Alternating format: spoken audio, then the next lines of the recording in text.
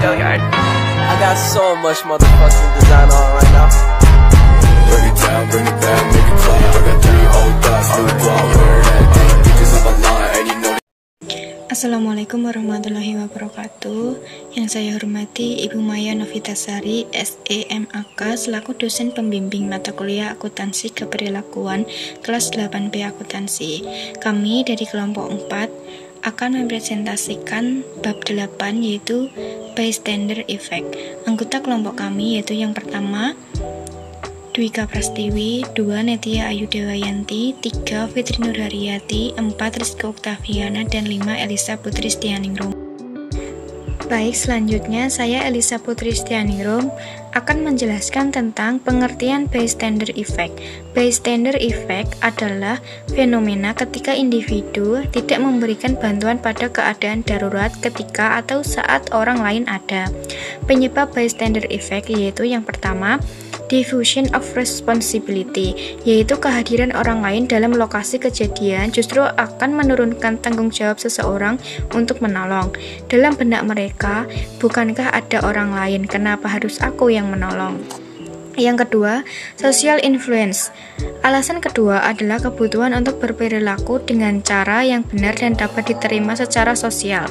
Ketika terjadi peristiwa darurat, jika individu melihat orang lain tidak bereaksi, maka menurut individu bahwa tidak bereaksi adalah hal yang tepat secara sosial.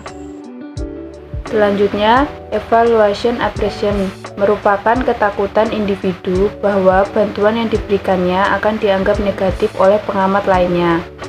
Continuum of bystander effects merupakan sebuah kontinum. Berikut adalah kontinum bystander effect. Individu dapat bergeser dari pengamat yang tidak bermasalah menjadi pelaku yang bersalah. Berawal dari mendiamkan terjadinya kecurangan. Pada akhirnya, dia bisa menjadi pelaku kecurangan. Di sini saya akan menjelaskan mengenai bystander effect di akuntansi. Laporan keuangan merupakan informasi yang penting bagi perusahaan maupun pihak lain yang membutuhkan menjadi rentan akan adanya kecurangan atau fraud. Kecurangan laporan keuangan atau financial statement fraud bisa dilakukan oleh manajer dan karyawan yang bertanggung jawab pada anak perusahaan, divisi atau unit lain berupa manipulasi pada laporan keuangan untuk melindungi kinerja yang buruk atau mendapatkan bonus berdasarkan hasil kinerja yang tinggi. Hal ini akan berdampak pada adanya tindakan tidak etis seorang manajer atau karyawan yang seharusnya memiliki tanggung jawab untuk bertindak profesional sesuai dengan prinsip pekerjaannya. Selanjutnya, contoh kasus bystander effect. Kekerasan pada anak-anak adalah kejadian bystander effect. Misalnya, menyaksikan atau mendengar anak dilukai oleh orang tua, kemudian ia meminta pertolongan kepada tetangga atau teman. Namun, banyak tetangga atau teman tidak melakukan apa-apa. Hal tersebut termasuk dalam bystander effect.